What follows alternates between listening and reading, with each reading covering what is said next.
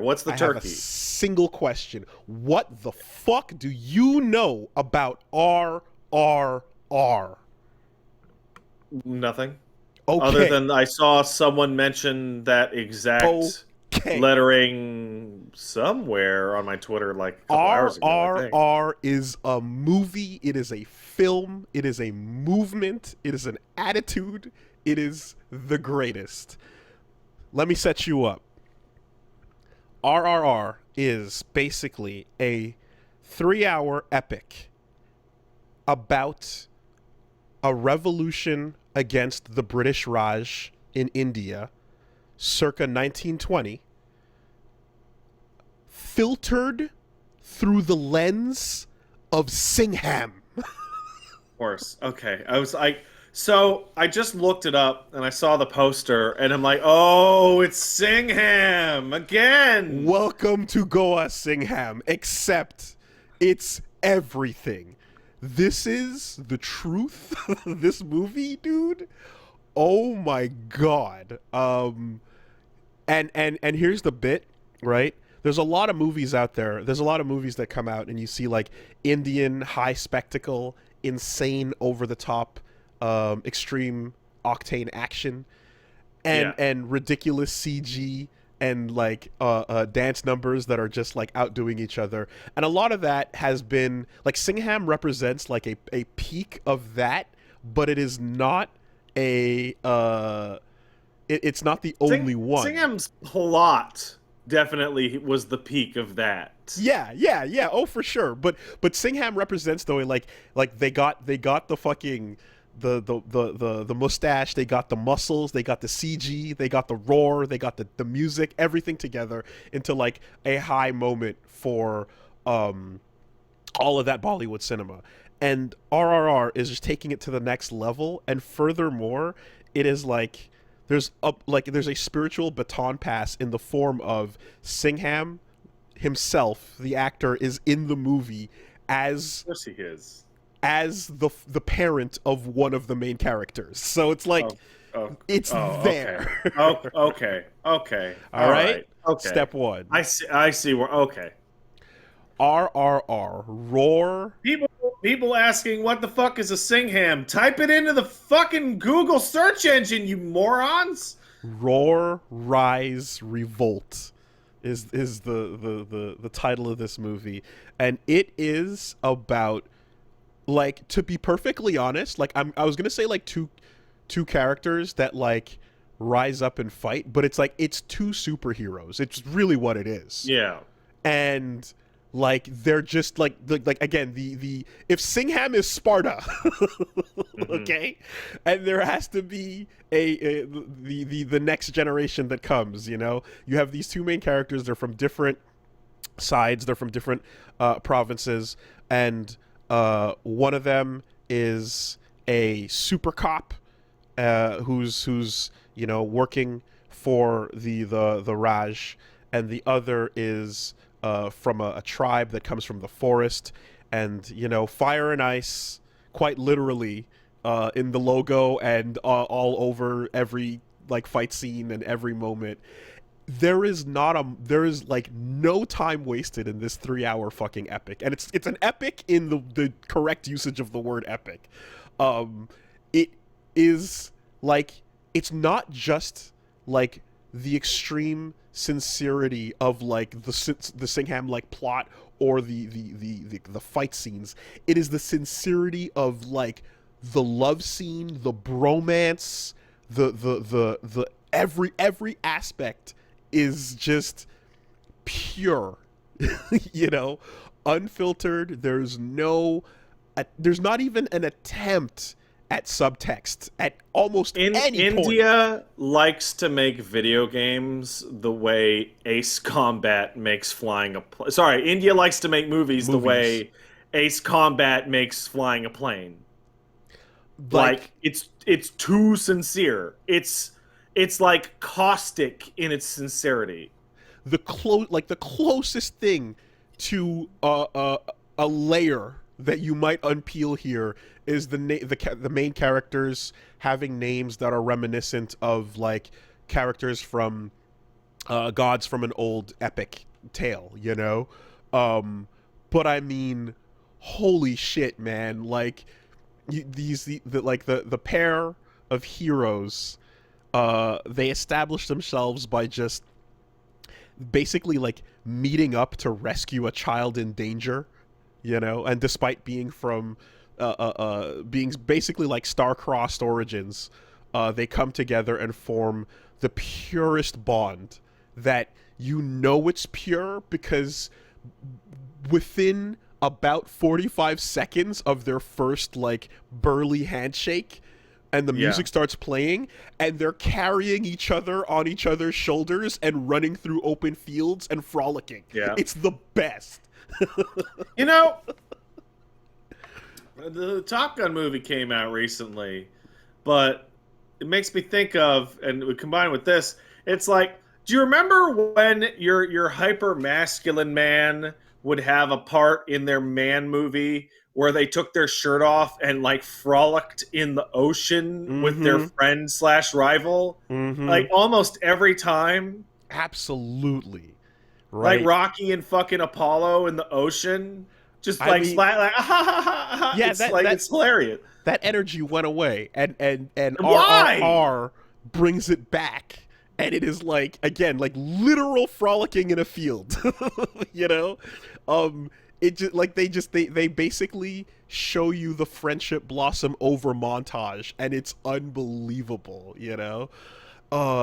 And then every aspect about it, like, so the evil Governor Scott is the representative of like the you know the British overlords that are ruling at that time in 1920, mind you. And this is also a like it's 1920, so it's not the 40s when the Raj was actually overturned and stuff. But this is your like Inglorious Bastard style, like fuck it, we're just picking a setting and going in hard anyway, and it doesn't matter because like when we need our soldiers to look like they're from the 20s, they are, but when we need them to look like a Vietnam like fucking team with like literal 70s technology, it doesn't matter, we're gonna just do it. Shut up though. You know, it's great too because as far as historical villainy goes, the Indian British occupation is a good fucking pick. I was just reading up the other day that Southeast Asians from India, Pakistan, that kind of area, because of the absurd dozens of famines they had to deal with over the past 200 years, many of them are starvation adapted physically. Oh, And you can play. So if your uncle has a little bit of a pouch, it's yeah. literally the British's fault. Okay, so there's a plot point in the movie, well, at one point where one of the main characters in captivity is being fed only once a week and is totally fine because fuck it, determination pushes you to your limits and makes you surpass them, you know, and he's you know, he's fine. Like, it's like, oh, let's check in on the fucker who we've been feeding once a week. He's gonna be groveling, and they walk into him doing like chain pull-ups, drop glistening sweat, you know, staring at the Capitol on the mountain. Go like, and it's so sick because like there are real life like DTs, like characters in this story pop DTs. It's unbelievable. Yeah, so the Governor Scott is the evil British man who is ruling over in the area in Delhi in this setting, and he is played as none other than fucking Ray Stevenson himself, Punisher Man, from Warzone, the second Punisher. Okay. So he plays like super evil British dude, and I don't know how That or dude's what. not British. Yeah, I don't know what the casting, how it came together, but in fact he is British. I saw he is some folks British. talking about how they had to get mostly Irish actors because they had difficulty getting British ones that would play the evil British. Oh, I believe that. And the Irish will fucking jump at the chance. Oh, every evil moment has a giant Union Jack in the back waving.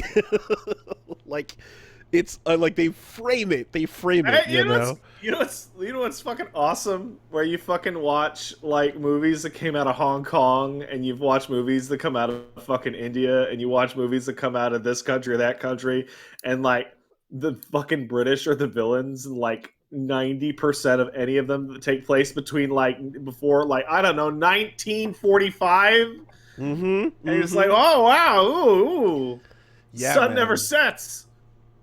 Oh, oh yeah. Oh, exactly. So like this thing, like literally it's like for the purposes of upping the ante of the difficulty of enemies, because your level 1 enemies are just regular old British soldiers from the 20s. Or But security employees of the East India Company, or what right, have you. but how do you but like for things, for the pace and the tension and the difficulty to remain high, you have to eventually introduce blitzes.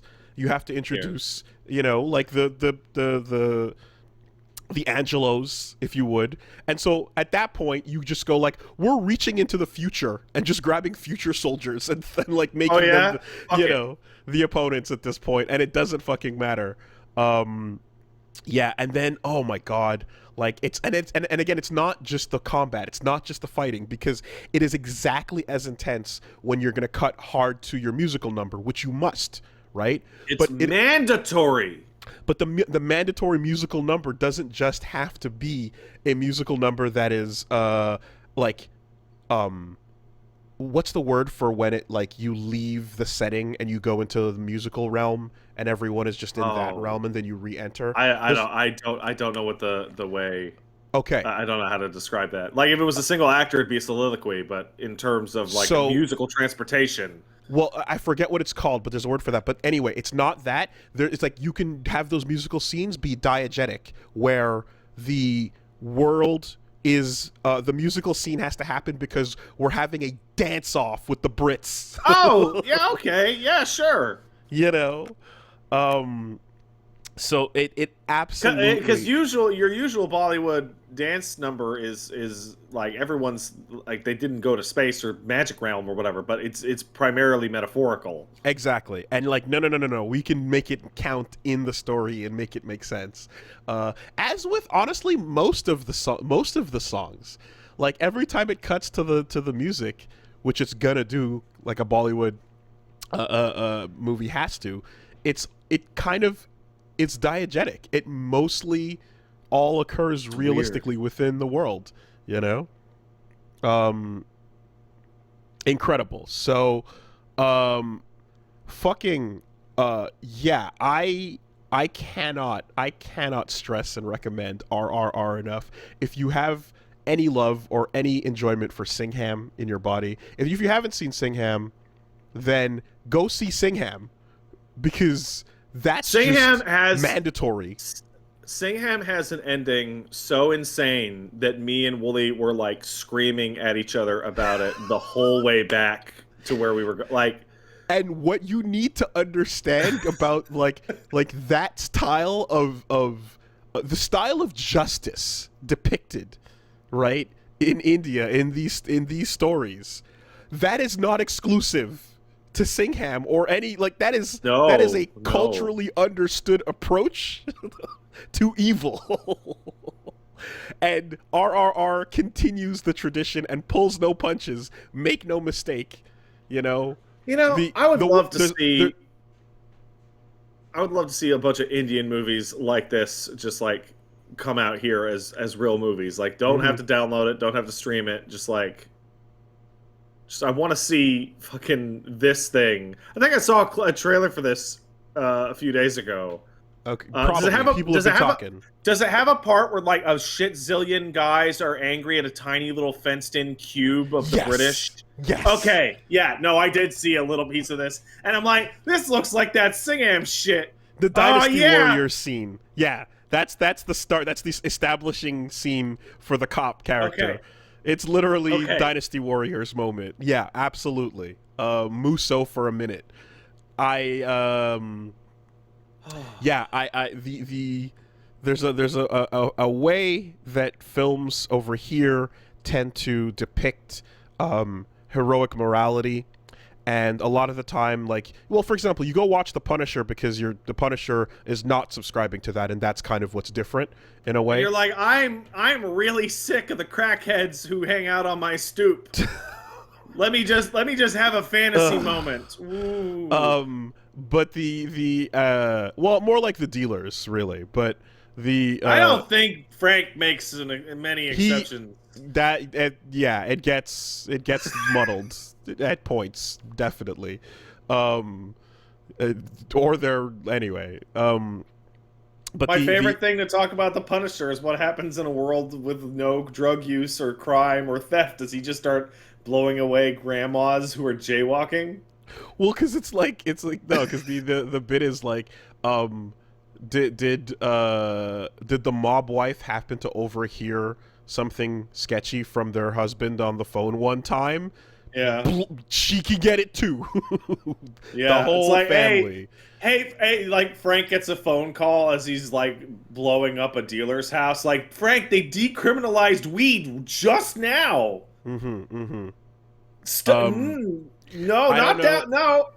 I don't know how like canon it is to every version of the Punisher, but there was that one depiction where once the mission is done, he's his final victim, right? Yeah. There is Luckily, that there's one. more crime out in space. Sure.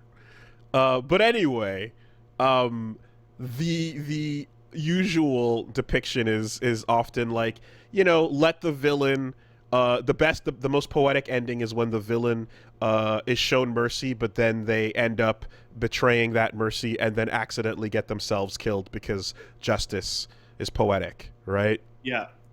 The hero doesn't actually have to dirty their hands because karma and the universe They will right tried the to they tried to wrongs, stab the hero in the back, but they tripped over their feet and then they fell into the wheat thresher. and so on and so forth. This does not subscribe to that, No. nor does Indian Singham. movies don't give a shit about that. Hey, you know how we're gonna get the villain? We're gonna tie him down and beat him with sticks until he's dead. We're gonna get the villain by getting him. um, yeah. So anyway, I mean, just tour de force, coming of age, a touchstone for our time.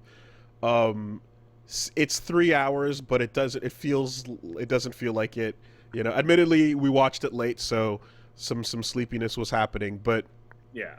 it is fucking incredible, and yeah, it's the sincerity. Really, that's what I keep coming back to. Is like no attempt to mask or veil anything. If the process of rescuing that child requires me to grab a flag and literally drape it in water and wrap myself in patriotism to avoid the flames as I rescue the child, then that is exactly what I'm gonna do. you know, I've known um, authors that use subtlety and they're all all cowards. cowards, all cowards. Um, Roar, Rise, Revolt. Fucking go watch it. Do it. Like, I'm thinking of Parasite, and I'm thinking of how, like, in Parasite they use the modern looking house to subdivide characters along lines Mm-hmm. constantly about Mm-hmm. are they in or are they out. And I'm thinking of like a movie out of India in which a character would say, "You are out of society. I am in it," and they're like draped in gold. Yeah, I mean, everything that it does too as well. Like, there's a nice big, like, Assassin's Creed Ubisoft style message about, like, the movie is all meant to be fictional depictions and we don't want to Uh offend huh. anybody. And furthermore, any animals you see are all CG. Don't worry about it. Oh well, that's you nice. know and it's like they're just like, we're gonna do some wild shit, and fucking mother nature itself is getting in on some of this action, so don't worry about it, it's all CG. And Even the land itself rejects the British. even the land itself. This is an important plot point, you know. Yes, yes, it's great. It's great. You know, I think there's some massive balls in making a movie that is so overtly like revenge worship against like a colonial power, and then having the fucking gall to be like, well, we don't want to offend anybody.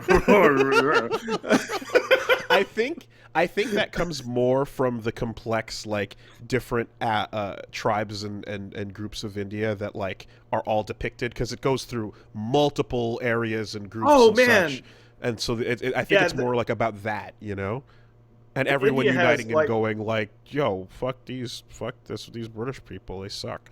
I was watching stuff on in India's like dialectical complexity, in which they have like 15 to 20 different like linguistic groups within the country, and each geographic location can speak to the dialect that borders it on all sides, but not one over, because the language Mm. changes that That much. So drastically, people from yeah. like the hard north end Oh of the yeah. country can't talk to the people at the bottom. It's fucking crazy.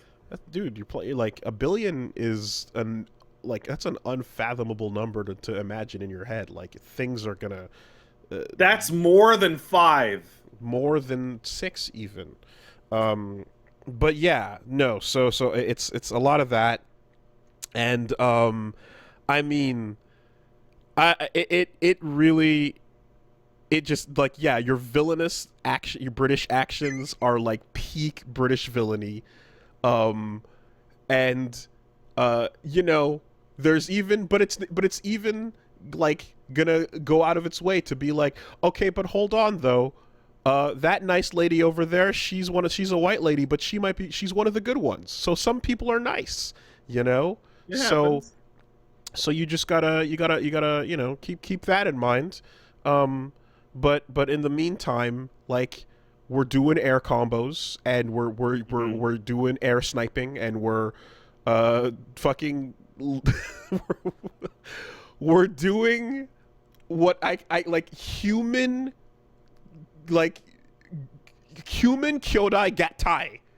We're doing human Okay. fusion Okay. to power up, where like literally. I want to I want to point out, Wooly, that Mm-hmm. you talking about a Bollywood film and using the phrase "human kyodai gatai" Mm-hmm. is the absolute cringiest, most weeb moment you have ever had in your life. Well, the problem is, This is a new high bar for you. I hear you, but the problem is that I couldn't think of a more accurate way, because it's not a fusion, it's not a two becoming one, or it is a literal put the one on top of the other and we fight like this. Like the dumb thing of Gurren and on top of Lagan and then fight, like it's literally that. I can't You think mean of a like the more sports accurate. team doing like the chariot games? I that doesn't come to mind. I don't Oh, know. Like, what about there, I mean, there's the other like Japanese like thing where you do the chariot thing, where the sports day festival or whatever. yeah, yeah, Sure. yeah. And then you What do that with about what three about just people, and that just in climbing? my head goes to Jetstream What Attack. about two kids in a suit pretending to be a person? Is it like that? Yeah, I guess, but like with fighting, you know what I mean? Like when it comes to someone sitting on someone's shoulders and trying to fight that way, that's the Yeah. only place my brain goes. I got nothing else for you. I don't know what to tell you. Find me a better contemporary reference, and I'll update to that. I don't think there is. I Okay, don't think there is. then fucking Gatai it is. What do you want me to tell you?